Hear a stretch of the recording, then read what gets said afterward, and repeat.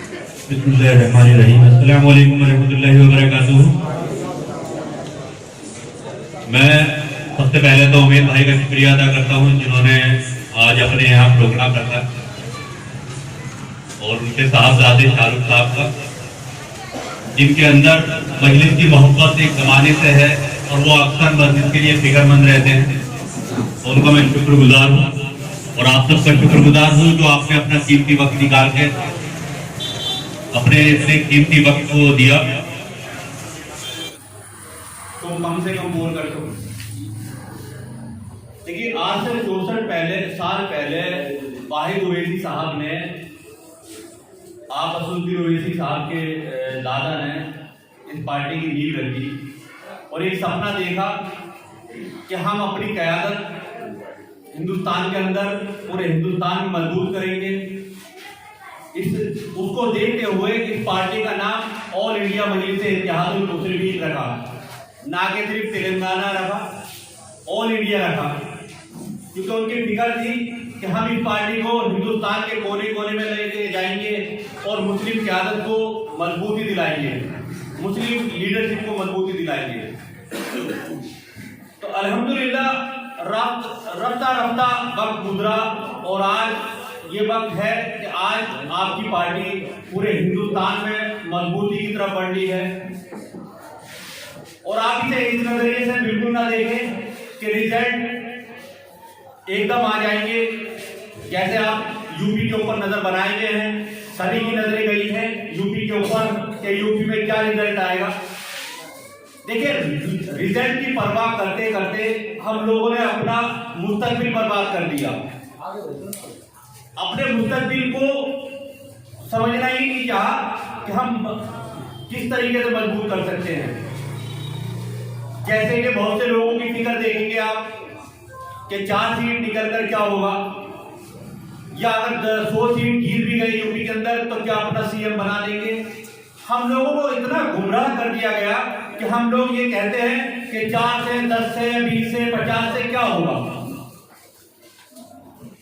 ये हमारे लिए गुमराही का सबब पैदा किया गया, जबकि 2% वाले जाटों ने, 2% सिखों ने अपना हिंदुस्तान के अंदर मुस्तकबिल बना लिया। क्या वो सीएम बन गए या पीएम बन गए या उनकी मुहिम रही? बने, आप उठा के देखें। 84 के दंगों के बाद सिखों ने अपने अंदर एक मुहिम चलाई कि अपने सिखों को एक किया जाए। उस दरमियान उनके साथ दिक्कतें आई। बहुत से दलाल उन्हीं की कौम के लोग थे जो उस कौम को इकट्ठा नहीं होने दे रहे थे। उन्होंने उन दलालों की छट्टी करी, डंडे के जोर पे, जुबान के जोर पे, जिस भी लिहाज से हुआ उन्होंने उन्हें समझाने की कोशिश करी। और आज ये आलम रहा कि उनकी अपनी एक पॉलिटिकल पार्टी है और वो इतने मजबूत हैं कि कांग्रेस जैसी पार्टी जिसने उनका नरसंहार कराया, उन्होंने उसी की जाति का के शख्स को, मनमोहन साहब को 2 दफा इस देश का पीएम बनाया। आप इस फिक्र को समझिए। अगर वो ये सोचते कि हम 2% क्या कर लेंगे, जबकि 2% भी पूरे नहीं है, तो क्या इस देश के पीएम बन सकते थे? क्योंकि उन्हें एतमाद था, जिस भी अपने भगवान को मानते हैं उस पर एतमाद था कि हमारी मदद वहां से आएगी। मगर आज हमारा एतमाद कहां हो गया? इस 20% वाली कौम को कहां एतमाद चला गया कि ये सोचती है कि ये 20% क्या करेंगे। क्या आपको अल्लाह में यकीन नहीं रहा क्योंकि आप अपनी तादाद पे चले गए? क्या अल्लाह की कोई जात नहीं है? क्या अल्लाह आपको कामयाबी देने वाला नहीं है, या कामयाबी आपके खुद के अपने हाथ में है? ये आज हमें सोचना होगा। और इसी फिक्र को लेकर हमने ऑल इंडिया मजलिस-ए-इत्तेहादुल मुस्लिमीन को दिल्ली के अंदर 7 साल पहले ले आने की कोशिश की। जब उस वक्त लोग मुझसे कहा करते थे कि जनाब क्या होगा अपनी क़यादत से।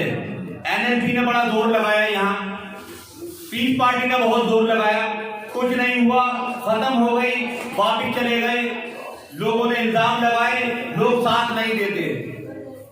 मैंने कहा मेरे भाई कुछ भी ना हो, कुछ हासिल ना हो, मगर मैं अपना नाम उन चिड़ियों में लिखाना चाहता हूं जो आग बुझाने में थी। वो जानती थी कि हम आग नहीं बुझा पाएंगे, मगर उन्होंने आग बुझाने वालों में अपना नाम लिखाया।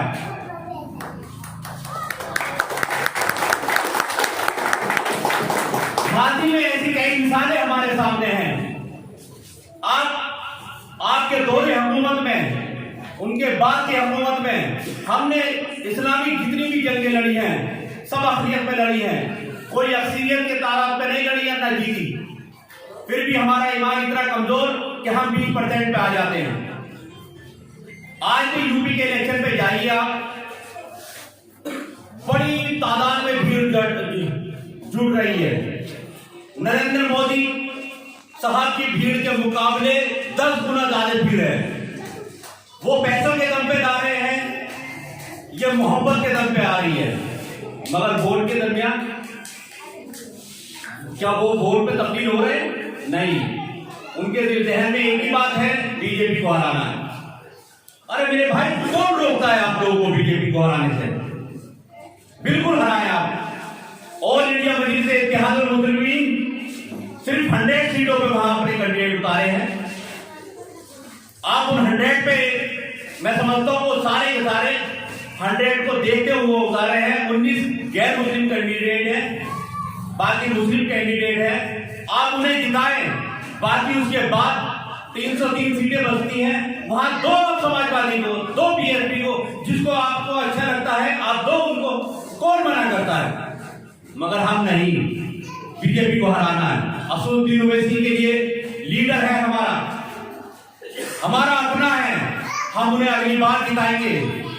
यहां तक के समाजवादी, बीएसपी, कांग्रेस जैसे पार्टियों के दलाल, हमारी कौम के अपने दलाल, उन लोगों के बीच में जाते हैं, गुमराह करते हैं, कहते हैं कि भाई लीडर तो हमारा है, हमारी आवाज भी उठाता है, हमारी बात भी करता है, मगर हमें पहले बीजेपी को हराना है। अगली बार कुछ भी हो जाए हमें असदुद्दीन ओवैसी का साथ देना है।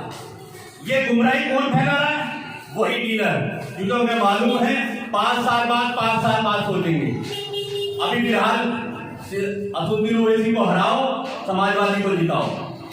अरे मेरे भाई, असदुद्दीन ओवैसी की वो शख्सियत है कि आज तक जितने भी हिंदुस्तान के अंदर मुस्लिम लीडर हैं, कोई एक शख्स बता दे असदुद्दीन ओवैसी ने किसी को गलत कहा हो, चाहे आजम साहब हो या और जितने भी मुस्लिम सियासतदान हो हिंदुस्तान के अंदर, या मुस्लिम पार्टियां हो, किसी के लिए एक लफ्ज भी गलत कहा हो। उन्हें मालूम है कि कुछ बंदिशें हैं, कुछ मजबूरियां हैं, मगर उन दलालों की क्या मजबूरी है जो कौम को गुमराह कर रहे हैं? आप अपने वार्ड की बात कीजिए, इसमें टोटल मुस्लिम है, सिर्फ 300-400 वोट गैर मुस्लिमों के हैं, टोटल मुस्लिम। क्या ये ऑल इंडिया मजलिस इत्तेहादुल मुस्लिमीन सीट एक तरफा नहीं निकाल सकती? क्या आपके दिल में असदुद्दीन ओवैसी साहब की चाहत नहीं है? क्या आपको लगता है वो लीडर बेकार है? क्या आपको लगता है वो लीडर बेईमान है? क्या आपको लगता है वो बीजेपी का एजेंट है? अगर नहीं लगता तो फिर गुमराही किस बात की? और इस बार की तरह यूपी में भी ऐसी बहुत सी सीटें हैं जहां टोटल मुसलमान हैं। क्या वहां नहीं जिता सकते हम काफी हद तक यहाँ यूपी के लोग बैठे हैं, बिहार के लोग बैठे हैं। क्या आप अपने डिस्ट्रिक्ट, अपनी विधानसभा में नजर डालेंगे? क्या वहां एक तरफा नहीं जीत सकते हम लोग? मगर हमें तो बीजेपी को हराना है। हमें बीजेपी को हराने की फिक्र करनी है, खुद को जिताने की फिक्र लेके नहीं जाना, बीजेपी को हराने की फिक्र लेके जानी है। ये गुमराही है। ये सियासत में हमें एक तरीके से आपाही कहिए, सियासी आपाही है हम लोग। मेरे भाई, आज वक्त है आपको अपने मुस्तकबिल के बारे में सोचना होगा। आज वक्त है आपको अपनी आवाज खुद उठानी होगी। आज वक्त है कि बेसाखी का सहारा लेना छोड़ना होगा आपको, क्योंकि जब तक आप बेसाखी का सहारा लेते रहेंगे आपको कुछ हासिल नहीं होगा। बेसाखी कैसे कह रहा हूं मैं आपसे? आपने उसी अमानतुल्लाह को कितने वोट दिए थे? रामविलास पासवान की पार्टी ने 3200 के आसपास। और वही अमानत साहब 4-5 महीने बाद आपके बीच में आते हैं आम आदमी पार्टी से, आप लोग समथिंग 1,60,000 वोट दिए हैं। आपने अमानत को वोट नहीं दिया, आपने दिया आम आदमी पार्टी को। वो बेसाखी थी। आज वही आम आदमी पार्टी खुला, बल्कि विधानसभा में खुला कहा उसने कि मेरी 4-5 मुस्लिम विधानसभा जो है, जहां से मेरे मुस्लिम नुमाइंदे हैं, अगर वो हार भी जाते हैं तो मेरी सरकार फिर भी बनेगी। एक तरीके से उसने मुस्लिम वोट को रिजेक्ट कर दिया। उसने देखा कि सिर्फ ये 5-6 विधानसभा है, उसने ये नहीं देखा कि दिल्ली के अंदर 28 विधानसभा ऐसी है जहां मुसलमान फैसला करेगा तो कांग्रेस जीतेगी, मुसलमान फैसला करेगा तो आम आदमी पार्टी जीतेगी। ये आपकी ताकत है। अगर वो 28 सीटों पे आप अगर एक तरफा फैसला लेते हैं तो आप क्या बनेंगे? उसमें किंग बने, किंग मेकर बने। आप किंग मेकर बने। अब जब किंग मेकर बने तो वो किंग मेकर बनाने वाले अपना इशारा भी तो चलाएंगे, मगर क्यों? क्योंकि आपने बिखरा हुआ वोट दिया। आपने उस वोट के पीछे अपना लीडर खड़ा करके नहीं दिया।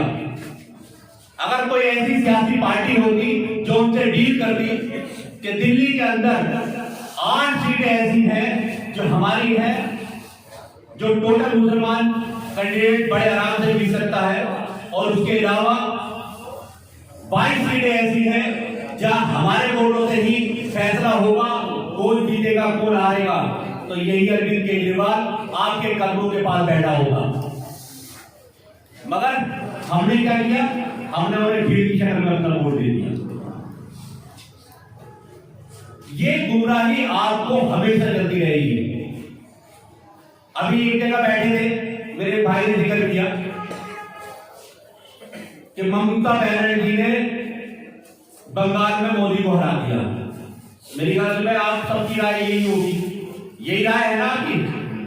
ममता बनर्जी ने हरा दिया। गलत फहमी का शिकार है आप लोग। यही नासमझी है हम लोगों के अंदर। वहां 35% मुस्लिम वोट बैंक है। 35% मुस्लिम वोट बैंक ममता बनर्जी की झोली में गया, और 8 से 9% उन्हें वोट बैंक चाहिए था दूसरी कम्युनिटी का। और जिनको टिकट दिए, कुछ उनकी जाति के वोट, कुछ ममता बनर्जी के अपने वोट, जब जाके उन्होंने बीजेपी को बड़े आराम से हराया। तो ममता बनर्जी ने नहीं हराया, वो आपने हराया, आप मुसलमानों ने हराया। मगर क्रेडिट किसको दिया? आपने उसको दिया जिसको आपसे सत्ता चाहिए थी। आज आप जानते हैं बंगाल में सबसे बुरे हालात किस कौम के हैं?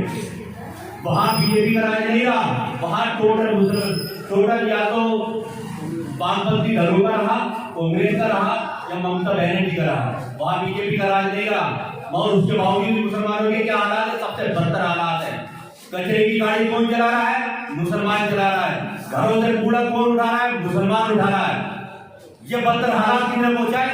क्योंकि आपने कोई अपनी सियासी पार्टी में मजबूती नहीं होने दी। ये हमारी कम समझी है।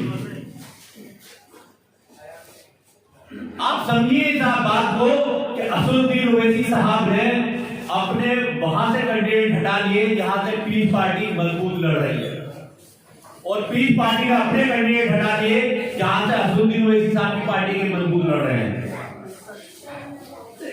आज तक असदुद्दीन ओवैसी साहब आसाम नहीं गए क्योंकि वहां बदरुद्दीन अजमल है।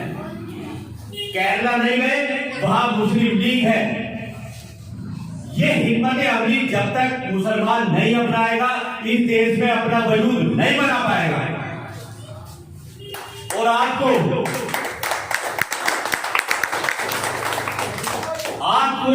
खास तौर पर उन सीटों पर पहले फिगर देनी है जहां टोटल मुस्लिम बहुल इलाके हैं।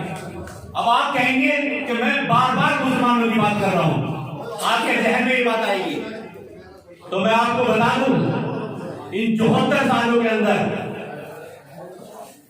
एक या दो, वो भी मैं बड़ी गौर से सोचूंगा, आप भी बड़ी गौर जहन लगाएंगे, तब जाके वो नाम याद आएंगे।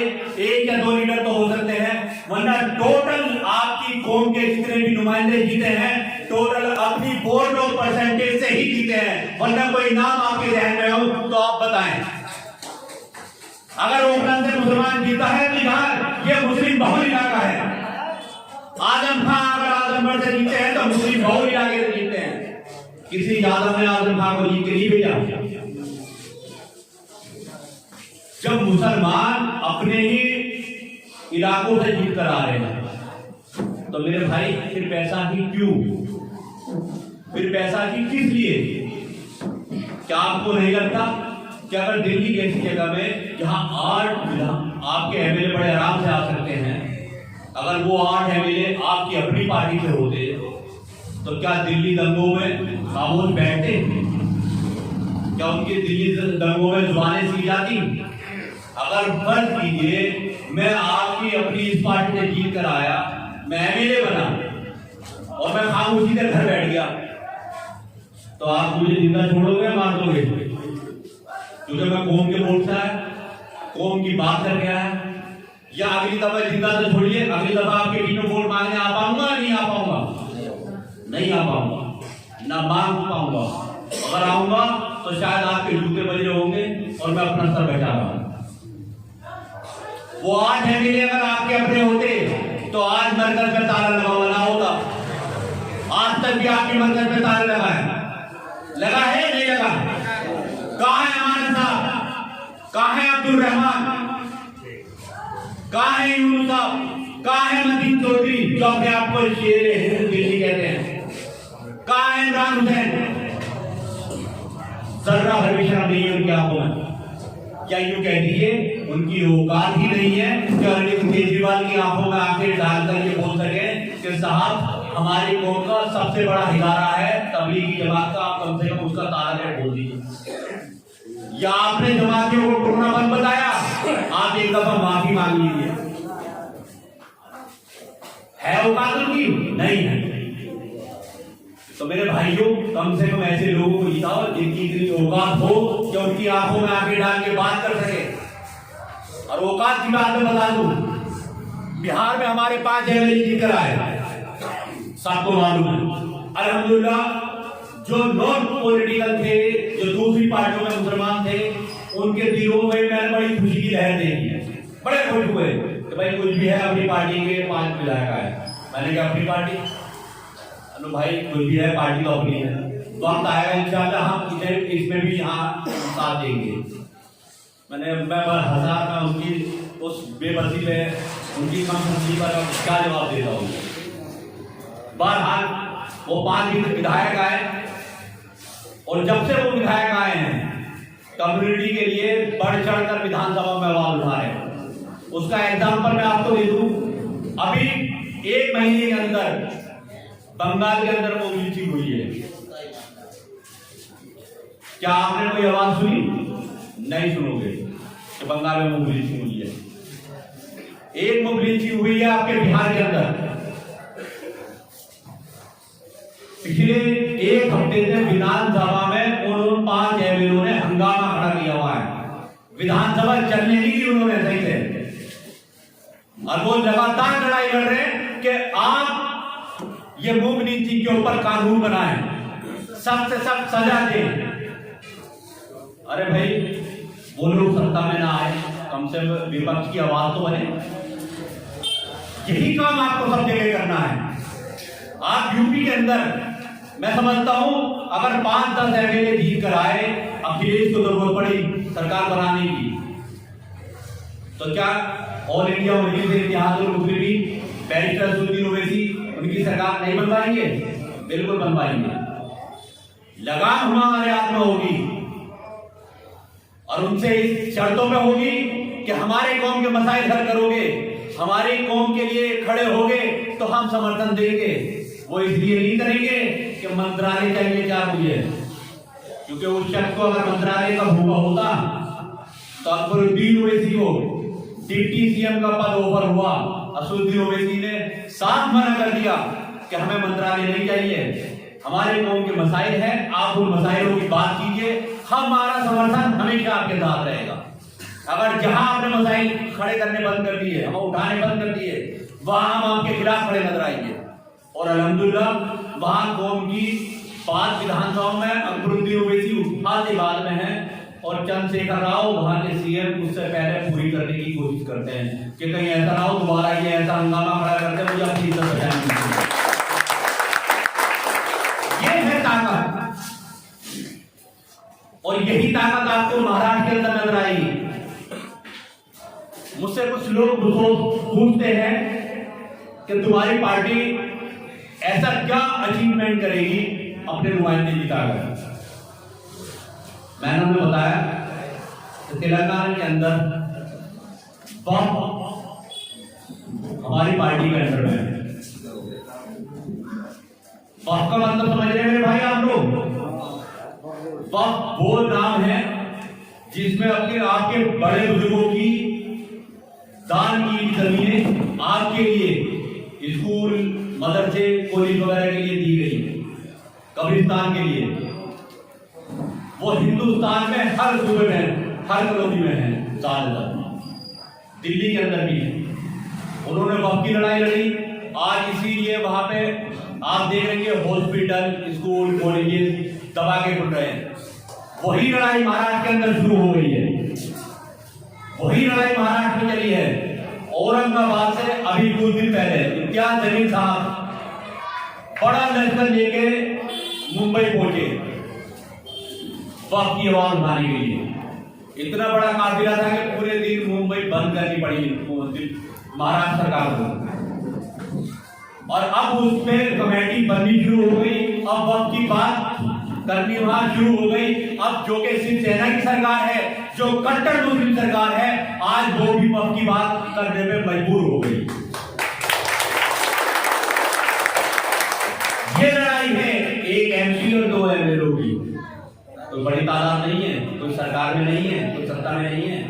इस पार्टी के नुमाइंदों को मलाई नहीं चाहिए। अगर मेरे भाई मलाई चाहिए होगी तो अल्हम्दुलिल्लाह ज्यादातर जो लोग मुझे जानते हैं, मेरा ठीक ठाक कारोबार उसको खत्म करके मैंने इस पार्टी को तरजीह दी। क्यों, मैं आपको बताऊंगा उसके बारे में। मेरे पास एक महाराष्ट्र के मेरे एक दोस्त का फोन आया कि आरिफ भाई मैं इस पार्टी को ज्वाइन करना चाहता हूँ। तो मैंने उनसे कहा आसपास कोई ऑफिस होगा, आप वहां चले जाएं और पार्टी ज्वाइन कर लीजिए। उन्होंने कहा मुझे दिल्ली, वहाँ महाराष्ट्र में बड़े पास नहीं मिल सकता। मैंने कहा मेरे भाई आप अपनी काबिलियत से लीजिए, वहाँ आप ज्वाइन कीजिए, इंशाअल्लाह अगर आपके अंदर काबिलियत होगी तो वो खुद ऊपर ले लूंगी। वो वहां गए, जाकर उन्होंने बताया मैं मस्जिद ज्वाइन करना चाहता हूँ, और मैं दिल्ली के आरिफ सैदी साहब है उन्होंने भेजा, बल्कि नहीं सॉरी उन्होंने कहा आरिफ साहब ने मुझे भेजा। उन्होंने कहा आरिफ साहब कौन सी बात कर रहा हो, तो जो दिल्ली में है, दिल्ली में कौन से वाले, जो आरिफ सैदी साहब। अल्हम्दुलिल्लाह वो अपनी कुर्सी छोड़कर खड़ा हो गया कि भाई साहब आप यहाँ बैठे। आरिफ सैदी साहब ने भेजा आपको, हमारी पार्टी के सीनियर लीडरों में से हैं। वो शख्सियत है जिन्होंने पार्टी में झंडा उठाया और जो पार्टी को मजबूत किया दिल्ली के अंदर। मेरे भाई उसे जितनी इज्जत दी, फिर उसके बाद उसने मुझे जब कॉल की और जब उसने मुझे बताया, जबकि मैं नहीं जानता हूँ साहब, वो डिस्ट्रिक्ट प्रेसिडेंट थे वहां।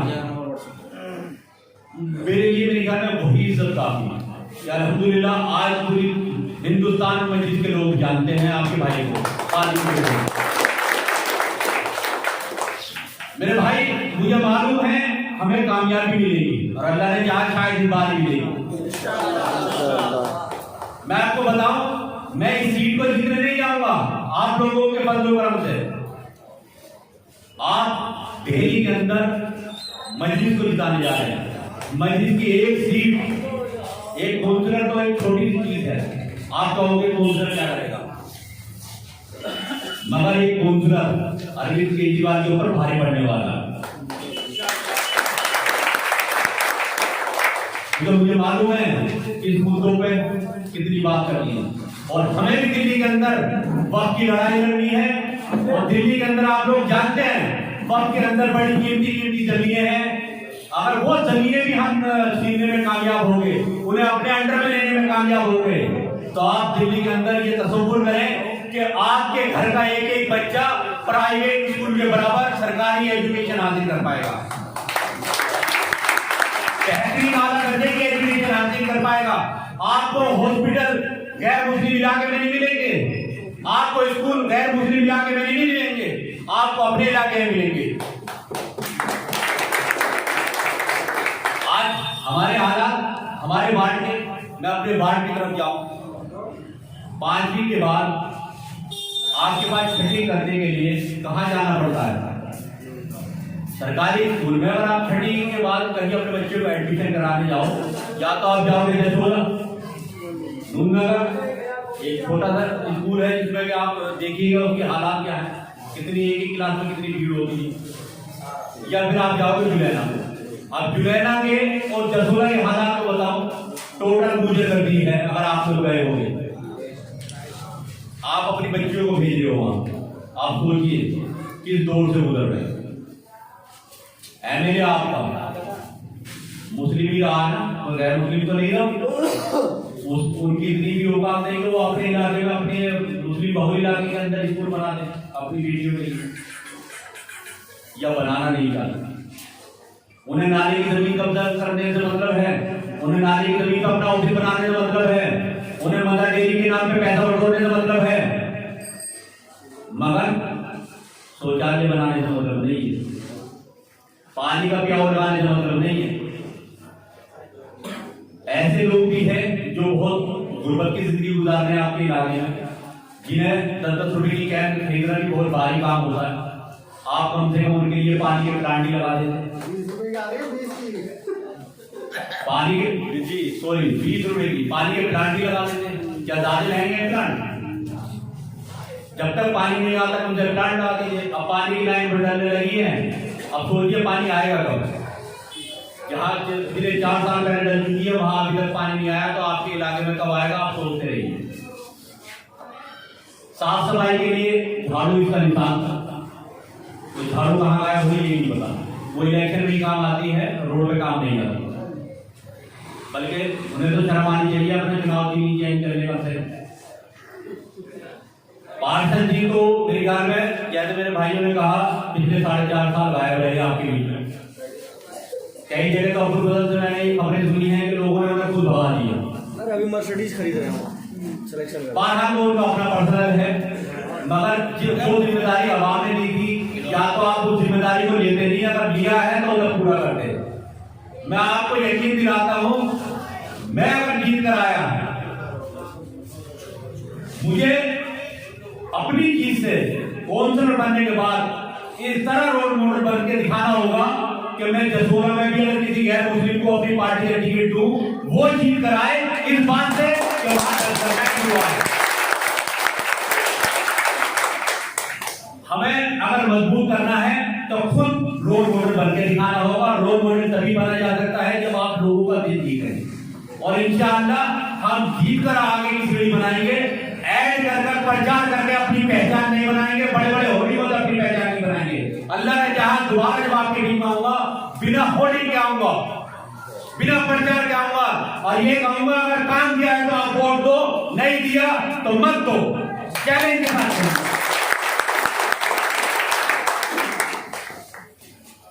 मेरे अजीज साथियों, आपका काफी वक्त लिया। मैं आप लोगों से एक बात कहूंगा, मेरा कुछ भी हो, हार को जीतू ना जीतू, मगर ये मिशन बड़ा है, और 74 साल से हमने इस मिशन को गड्ढे में डाल रखा, और अपनी कयादतों पे इल्जाम लगाते रहे। पीस पार्टी पे भी इल्जाम लगाया, मुस्लिम लीग पे भी लगाया, एनएलपी पे भी लगाया। बंद कर दो, अपना मारेगा छाया में डालेगा, अपना मारेगा छाया में डालेगा। अगर पीस पार्टी भी अगर कुछ घमंडी करेगी तो अपने लोगों को कुछ तो फायदा करेगी, तो कम से कम अपनी पार्टियों पे बिना पर्चे का इल्जाम न लगाओ। कई साहब ने कहा, डॉक्टर मसूद साहब ने बदले बड़े, अरे मार भटोरे साहब, मैंने क्या साबित कर सकते हैं आप? मैंने उनसे सवाल करा, आप साबित कर सकते हैं? नहीं, आपने सुना। मैंने कहा तो सुना, तो किसी ने सुना मैंने मेरे भाई बंद कर दो। असुद्दीन ओवैसी साहब पे कोई इल्जाम, अरे एक एजेंट होकर वो आपकी आवाज उठा रहा, तो मेरे ख्याल में सारे एजेंट बन जाओ मेरे भाई, सारे बन जाओ, उनसे हमारी आवाज तो उठा रहे हैं। अगर एजेंट हो गई आवाज उठा रहे हैं तो क्या बुराई है भाई एजेंट, तुम तो बिना एजेंट की आवाज नहीं उठा पा रहे। दिल्ली जलती रही 3 दिन, कहां गए वो 5 एमएलए? आप तो बल्ले बिना एजेंट की भी आवाज नहीं उठा रहे मेरे भाई। तो आप बंद कर दीजिए अपने कौम के लोगों पर इल्जाम लगाना, और पहले परखो। आप अरविंद केजरीवाल को पहले नहीं परखोगे, आप डायरेक्ट वोट दोगे और अपने लोग आएंगे उन्हें इल्जाम लगाओगे। तो मेरे भाई बुराई से बाहर निकल जाओ। इंशाअल्लाह ये मिशन बड़ा है और इस मिशन को जितनी जल्दी हम कामयाब कर लेंगे, अपना मुस्तकबिल उतनी जल्दी बेहतर कर लेंगे। और दिल्ली के अंदर, यूपी के अंदर आने वाला टाइम देखिएगा अपनी क़यादत की तरफ बढ़ चला है, मगर अगर हम वो पहले साथ दे दें तो शायद कुर्बानियां कम रहे, शायद। क्योंकि देखिए आप एक बात को साफ समझ लीजिए, अब कांग्रेस के बस की बात नहीं है जो बीजेपी का मुकाबला कर सके। आपके वजूद से, आपके वोटों से कांग्रेस मजबूत रही। आपने कांग्रेस का साथ छोड़ दिया, कांग्रेस का साथ, आपने सपा का साथ छोड़ा, बीएसपी का साथ छोड़ा, बीएसपी खत्म। खाली दलितों में वो पार्टी नहीं चलेगी। जिस दिन यादव का साथ छोड़ दोगे, यादव भी खत्म, अखिलेश भी खत्म। तो 20% वाले दरी बिछाएंगे और 8% वाले राज करेंगे। अब इस नारे को पलटना होगा। 20% वाले राज करेंगे और 8% वाले हमारे साथ मिलकर अपना वजूद बनाएंगे। दरी नहीं बिछाएंगे, हमें दरी नहीं बिछाने की चीज है, ना दलित होते हैं ना यादव होते हैं। क्योंकि हिंदुस्तान ने दुनिया का निजाम बनाने के लिए हमारी कौम को अल्लाह रब्बुल इज्जत ने बनाया है। हमें दरी बिछाने के लिए नहीं बनाया, निजाम चलाने के लिए बनाया। मैं आप लोगों का शुक्रगुजार हूँ जो आप लोगों ने वक्त दिया। आप इस स्पीकर को लेकर जाएं कि मजलिस को कामयाब कर लेना है, किसी भी हालत में करना है।